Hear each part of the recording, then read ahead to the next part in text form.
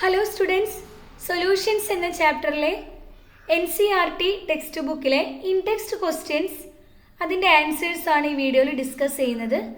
Question number 1 മുതൽ 6 വരെയുള്ള questions ആണ് ഇവിടെ ഡിസ്കസ് ചെയ്യുന്നത്. നമുക്ക് ക്വസ്റ്റ്യൻസിലേക്ക് കടക്കാം. Calculate the mass percentage of benzene and carbon tetrachloride if 22 gram of benzene is dissolved in 122 gram of carbon tetrachloride. ഇതാണ് നമ്മുടെ ഇൻടെക്സ്റ്റ് ക്വസ്റ്റ്യനിലെ ഫസ്റ്റ് ക്വസ്റ്റ്യൻ ആയിട്ട് വരുന്നത്. ഇതിൻ്റെ ബോർഡ് വർക്കായിട്ടാണ് നമ്മൾ നോക്കുന്നത് ഇതിൻ്റെ ആൻസർ. നമുക്ക് തന്നിട്ടുള്ള ക്വസ്റ്റ്യനിൽ മാസ് പെർസെൻറ്റേജ് ഓഫ് ബെൻസീനും കാർബൺ ടെട്രാക്ലോറൈഡും കണ്ടുപിടിക്കണം. 22 gram ബെൻസീൻ 122 gram കാർബൺ ടെട്രാക്ലോറൈഡിൽ ഡിസോൾവ് ചെയ്തിട്ടുള്ള സൊല്യൂഷൻ നമ്മുടെ കയ്യിലുണ്ട്. അതിൽ ബെൻസീൻ്റെ മാസ് പെർസെൻറ്റേജും കാർബൺ ടെട്രാക്ലോറൈഡിൻ്റെ മാസ് പെർസെൻറ്റേജും കണ്ടുപിടിക്കണം. നമുക്ക് ബോർഡ് വർക്കായിട്ട് ആൻസർ നോക്കാം. Mass percentage is equal to mass of the component in the solution divided by total mass of the solution into 100. നമുക്ക് ബെൻസീൻ്റെയും കാർബൺ ടെട്രാക്ലോറൈഡിൻ്റെയും മാസ് പെർസെൻറ്റേജ് കണ്ടുപിടിക്കണം. അപ്പോൾ ഇക്വേഷൻ നമ്മൾ എഴുതി ആ ഇക്വേഷനിലേക്ക് സബ്സ്റ്റിറ്റ്യൂട്ട് ചെയ്യാണ്. Mass of benzene divided by mass of benzene plus mass of carbon tetrachloride into 100. Mass of benzene നമുക്ക് തന്നിട്ടുണ്ട് 22 gram ആണ്. divided by 22 gram mass of benzene plus carbon tetrachloride 122 gram into 100. 15.28% നമുക്ക് കിട്ടി. സിമ്പിൾ ആയിട്ടുള്ള question ആണിത്. അതുപോലെ mass percentage of carbon tetrachloride നമ്മൾ കണ്ടുപിടിച്ചു. Mass of carbon tetrachloride divided by mass of carbon tetrachloride plus mass of benzene into 100. Mass of carbon tetrachloride 122 ആണ്. 122 divided by 122 plus 22, അതായത് total mass of the solution into 100, 84.72%. അപ്പോൾ നമ്മൾ ഇവിടെ mass പെർസെൻറ്റേജിൽ total mass of component എന്ന് പറയുമ്പോൾ 100 ആയിട്ടാണ് നമ്മൾ കണക്കാക്കുന്നത്. അപ്പോൾ അങ്ങനെയുള്ള കേസിൽ 100% ആയിട്ട് 100 ഇതിൽ സൊല്യൂഷൻ ഉണ്ട് നമ്മുടെ കയ്യിൽ. അതിൽ ഏതെങ്കിലും ഒരു കമ്പോണൻറ്റിൻ്റെ പെർസെൻറ്റേജ് നമുക്ക് തന്നിട്ടുണ്ട് എങ്കിൽ സെക്കൻഡ് കമ്പോണൻറ്റിൻ്റെ മാസ് പെർസെൻറ്റേജ് നമുക്ക് ഈസി ആയിട്ട് കണ്ടുപിടിക്കാം. അതിനുള്ള ഒരു ഓൾട്ടർനേറ്റ് മെത്തേഡാണ് ഇവിടെ കൊടുത്തിട്ടുള്ളത്. Mass percentage of carbon tetrachloride equal to 100 minus 15.28. ഇവിടെ ബെൻസീൻ്റെ നമ്മൾക്കറിയാം, കാർബൺ ടെട്രാക്ലോറൈഡിന് നമുക്ക് കണ്ടുപിടിക്കണം എങ്കിൽ നമുക്ക് പറയാം 100 മൈനസ് 15.28 ചെയ്താൽ നമുക്ക് 84.72%. ഇനി തിരിച്ച് ബെൻസീൻ്റെ മാസ് പെർസെൻറ്റേജ് കണ്ടുപിടിക്കണം, കാർബൺ ടെട്രാക്ലോറൈഡിൻ്റെ നമുക്കറിയാം. അങ്ങനെയാണെങ്കിൽ നമുക്ക് 100 മൈനസ് 84.72 ചെയ്ത് കഴിഞ്ഞാൽ 15.28% കിട്ടി. അപ്പോൾ ഇതൊരു ഓൾട്ടർനേറ്റ് മെത്തേഡാണ്. ഇങ്ങനെയാണ് ഈ ഒരു പ്രോബ്ലത്തിൻ്റെ ആൻസർ വരുന്നത്. വളരെ ഈസി ആയിട്ടുള്ള പ്രോബ്ലമാണ്. അടുത്ത question, calculate the mole fraction of benzene in solution containing 30% by mass in carbon tetrachloride. ബെൻസീൻ്റെ തന്നെ മോൾ ഫ്രാക്ഷൻ കണ്ടുപിടിക്കാനാണ് ക്വസ്റ്റ്യൻ വന്നിട്ടുള്ളത്. 30% ബെൻസീൻ ഇൻ കാർബൺ ടെട്രാക്ലോറൈഡ് എന്ന് പറയുന്ന ഒരു സൊല്യൂഷനാണ് നമ്മുടെ കയ്യിലുള്ളത്. അപ്പോൾ നമുക്ക് നോക്കാം board work. 30% by mass of benzene in carbon tetrachloride എന്ന് പറഞ്ഞാൽ എന്താണ് അതിൻ്റെ അർത്ഥം? 30 gram benzene in 100 gram solution. 100 gram solution എന്ന് പറയുമ്പോൾ നമുക്കറിയാം 30 gram ബെൻസീൻ ആണെങ്കിൽ 100 gram സൊല്യൂഷനിൽ ബാക്കി വരുന്ന 70 gram എന്തായിരിക്കും? കാർബൺ ടെട്രാക്ലോറൈഡ് ആയിരിക്കും. ടോട്ടലാണ് 100 gram സൊല്യൂഷൻ വരുന്നത്. അപ്പോൾ 30% ബെൻസീൻ ഉണ്ട്, ബാക്കി കാർബൺ ടെട്രാക്ലോറൈഡിൻ്റെ അളവ് എത്രയായിരിക്കും? 70 gram ആയിരിക്കും. മനസ്സിലായി? അപ്പോൾ total mass of solution 100 gram നമ്മൾ എഴുതി. മാസ് ഓഫ് ബെൻസീൻ 30 gram എന്ന് പറഞ്ഞു. 30% ബൈ മാസ് ആണ്. ഇനി മാസ് ഓഫ് കാർബൺ ടെട്രാക്ലോറൈഡ് എന്ത് ചെയ്യാം? 100 minus 30 equal to 70 gram. Okay, ഇനി മോൾ ഫ്രാക്ഷൻ ഓഫ് ബെൻസീൻ ആണ് നമുക്ക് കണ്ടുപിടിക്കാനുള്ളത്. അപ്പോൾ അതിൻ്റെ ഇക്വേഷൻ നമ്മൾ കൊടുത്തു. Number of moles of benzene divided by number of moles of benzene plus number of moles of carbon tetrachloride, അതായത് total number of moles of all component present in the solution. അതാണ് നമ്മുടെ mole fraction കണ്ടുപിടിക്കാനുള്ള formula. Number of moles by total number of moles അല്ലേ. അപ്പോൾ ഇവിടെ 2 component ആണ്. ഇപ്പോൾ ബെൻസീൻ്റെ number of moles plus carbon ടെട്രാക്ലോറൈഡിൻ്റെ നമ്പർ ഓഫ് മോൾസ്. ഈ നമ്പർ ഓഫ് മോൾസ് എങ്ങനെ കണ്ടുപിടിക്കാം? Number of moles equal to mass by molecular mass. അപ്പോൾ NC6H6 നമുക്ക് ചുരുക്കി എഴുതാം. N എന്നുള്ള ലെറ്റർ നമുക്ക് കൊടുക്കാം. 30 divided by mass 30 gram. Molecular mass എങ്ങനെ കണ്ടുപിടിക്കുക? കാർബൺ 6 എണ്ണം ഉണ്ട്, ഹൈഡ്രജൻ 6 എണ്ണം ഉണ്ട് അല്ലേ? അതിൻ്റെ ടോട്ടൽ അറ്റോമിക് മാസ് ആണ് അതിൻ്റെ മോളിക്കുലർ മാസ്. അപ്പോൾ 6 carbon into 12 plus 6 hydrogen atom into 1 equal to 30 by 78 equal to 0.3846 mol. ഇനി അതുപോലെ തന്നെ number of moles of carbon tetrachloride എന്ത് വരും? 70 ഗ്രാം നമുക്ക് കിട്ടിയിട്ടുണ്ട്, ഡിവൈഡഡ് ബൈ CCl4ൻ്റെ മോളിക്കുലർ മാസ്. കാർബൺ ഒരെണ്ണാണ്, 12 വെച്ചിട്ട് വരുന്നു. CCl4 4 എണ്ണമുണ്ട് chlorine into 35.5 equal to 70 by 154. Answer എത്ര വരും? 0.4545 മോൾ എന്ന് കിട്ടി. ഇനി നമുക്ക് മോൾ ഫ്രാക്ഷനിലേക്ക് വാല്യൂ സബ്സ്റ്റിറ്റ്യൂട്ട് ചെയ്യാം. കൈ എന്നുള്ള നമ്മൾ മോൾ ഫ്രാക്ഷൻ കൊടുത്തില്ലേ? കൈ C6H6 equal to 0.3846 divided by 0.3846 plus 0.4545. Answer നമുക്ക് എത്ര കിട്ടി? 0.458 എന്ന് കിട്ടി. അപ്പോൾ മനസ്സിലായല്ലോ എങ്ങനെയാണ് മോൾ ഫ്രാക്ഷൻ ഓഫ് ബെൻസീൻ നമ്മൾ കണ്ടുപിടിച്ചത്? നമുക്ക് ഡയറക്റ്റ് ആയിട്ട് നമ്പർ ഓഫ് മോൾസ് തന്നിട്ടില്ല. നമ്മൾ എന്ത് ചെയ്തു? നമ്പർ ഓഫ് മോൾസ് കണ്ടുപിടിക്കാനായിട്ട് നമുക്ക് രണ്ട് കമ്പോണൻറ്റിൻ്റെയും നമ്പർ ഓഫ് മോൾസ് ആവശ്യമുണ്ട് മോൾ ഫ്രാക്ഷനിലേക്ക് അപ്ലൈ ചെയ്യാനായിട്ട്.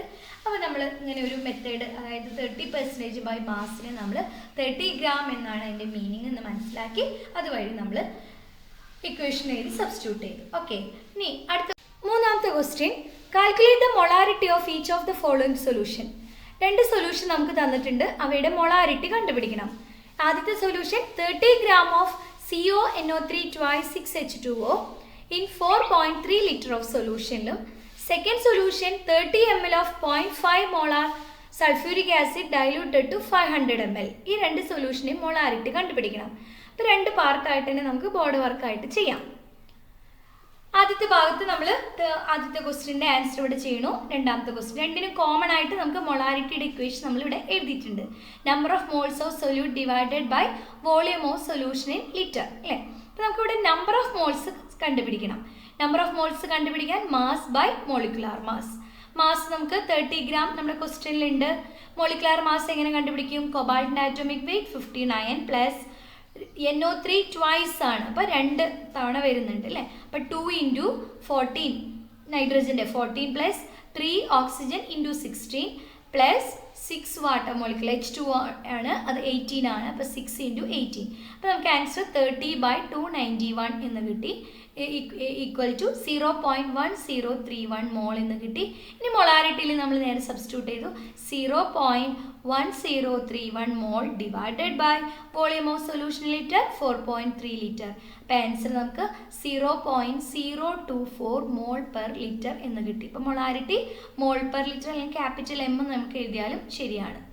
ഇനി സെക്കൻഡ് സൊല്യൂഷൻ എന്ന് പറയുന്നത് 30 ml of 0.5 molar sulphuric acid diluted to 500 ml ആണ്. അപ്പോൾ നമുക്ക് നേരിട്ട് അതിൻ്റെ വെയിറ്റ് നമുക്ക് തന്നിട്ടില്ല.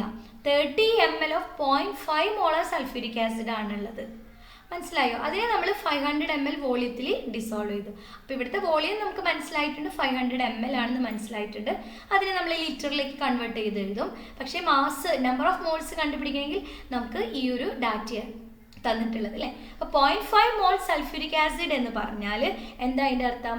0.5 moles of sulphuric acid in 1 litre എന്നാണ്. അതായത് 0.5 divided by 1000 that's equal to 0.0005 എന്ന് കിട്ടി.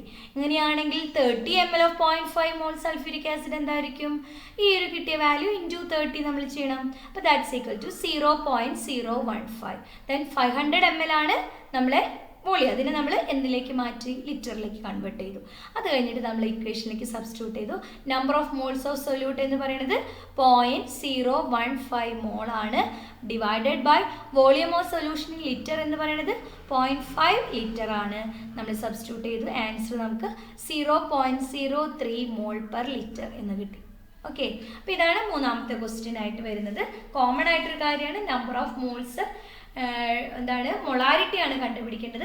പിന്നെ ഇവിടെ ഒരു കാര്യം ശ്രദ്ധിക്കുക, ഇങ്ങനെ 0.5 മോൾ സൾഫ്യൂരിക് ആസിഡ് അങ്ങനെയാണ് വരുന്നതെങ്കിൽ അതിന് നമ്മൾ ഇൻ 1 ലിറ്ററിലുള്ള സൊല്യൂഷനാണ് നമ്മുടെ കയ്യിലുള്ളത് എന്ന് നമ്മളൊന്ന് ചിന്തിക്കണം. ഓക്കെ, അപ്പോൾ അടുത്ത ക്വസ്റ്റ്യനിലേക്ക് കടക്കാം.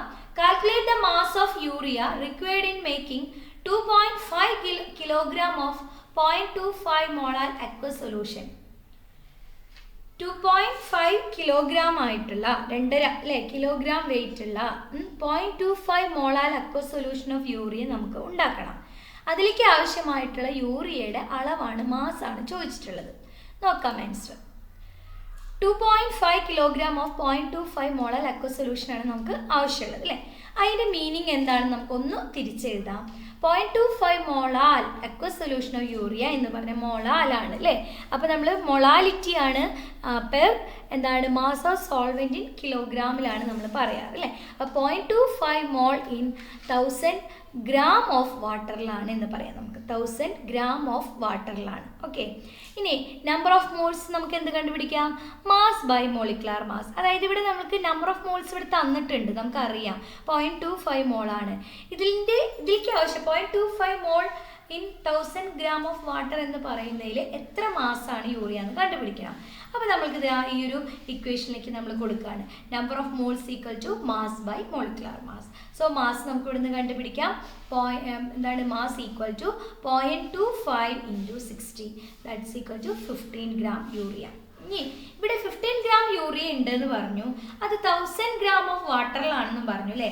അപ്പോൾ ടോട്ടൽ മാസ് ഓഫ് സൊല്യൂഷൻ എന്തായിരിക്കും? 1000 gram water plus 15 gram urea ആണ്. അതായത് 1015 ഗ്രാം ആണുള്ളത്.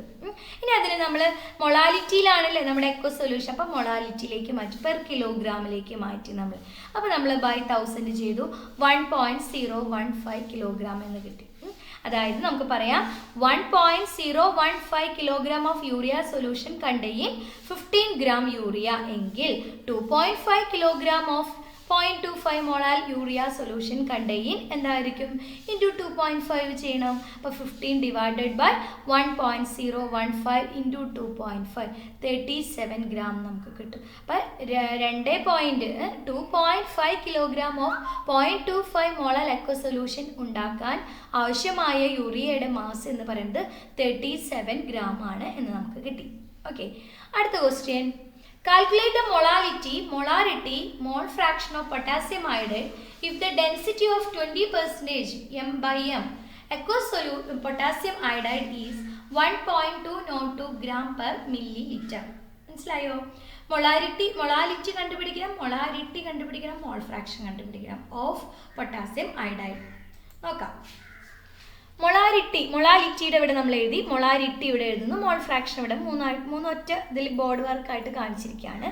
മൊളാലിറ്റി എന്ന് പറയുന്നതിൻ്റെ equation number of moles of potassium iodide ആണ്. അപ്പോൾ നമ്മൾ അങ്ങനെ തന്നെ സ്പെസിഫൈ ചെയ്യാം. Potassium iodide divided by mass of solvent in kilogram.